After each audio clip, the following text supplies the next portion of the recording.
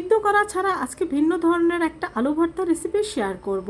এখানে আমি কিছু আলু স্লাইস করে কেটে নিয়েছি। এখন এই আলুর মধ্যে দিয়ে দেব স্বাদ মতো লবণ, কিছুটা মরিচ গুঁড়ো আর কিছুটা হলুদ গুঁড়ো। এখন এই লবণ মরিচ হলুদ গুঁড়ো দিয়ে আলুটাকে ভালোভাবে মেখে নেব। চুলায় প্যানে তেল গরম দিয়ে দিয়েছি, তার মধ্যে একটা একটা করে আলু দিয়ে দেব। আলুগুলোকে ঢেকে দিচ্ছি আর মিডিয়াম টু লো হিটে রেখে 5 মিনিট পরে এটাকে উল্টে দেব। উল্টে আরেক পাশে আমি ভেজে নেব।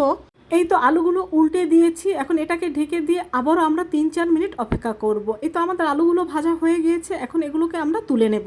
তো সব আলুগুলোকে এখানে আমি তুলে নিয়েছি আর এখানে নিয়ে নিচ্ছি কিছু পেঁয়াজ কুচি আর নিয়ে নিচ্ছি কিছু শুকনো মরিচ ভাজা। এখানে মরিচটা আপনাদের পছন্দ মতো ব্যবহার করবেন। দিয়ে দিচ্ছি কিছু ধনিয়া পাতা কুচি আর দিয়ে দিচ্ছি স্বাদ মতো লবণ। এখন এই সব কিছুকে একসাথে ভালোভাবে মেখে নিচ্ছি। মেখে নেওয়ার পরে এখন যে আলুটা রয়েছে সে আলুটাকে হালকা গরম থাকা অবস্থায় এইভাবে করে ম্যাশ করে নিতে হবে। আলুটাকে ভালোভাবে ভর্তা করে নেওয়ার পর সব কিছুর সাথে ভালোভাবে মিশিয়ে এখন এর মধ্যে দিয়ে দেব সর্ষের তেল। বাস তৈরি হয়ে গেল আমাদের মজাদার আলু ভর্তা। এই আলু ভর্তাটা কিন্তু সিদ্ধ করা আলু ভর্তার চাইতে অনেক বেশি টেস্টি, আর গরম ভাতের সাথে এটা খেতে কিন্তু দুর্দান্ত হয়। বাসায় অবশ্যই ট্রাই করবেন।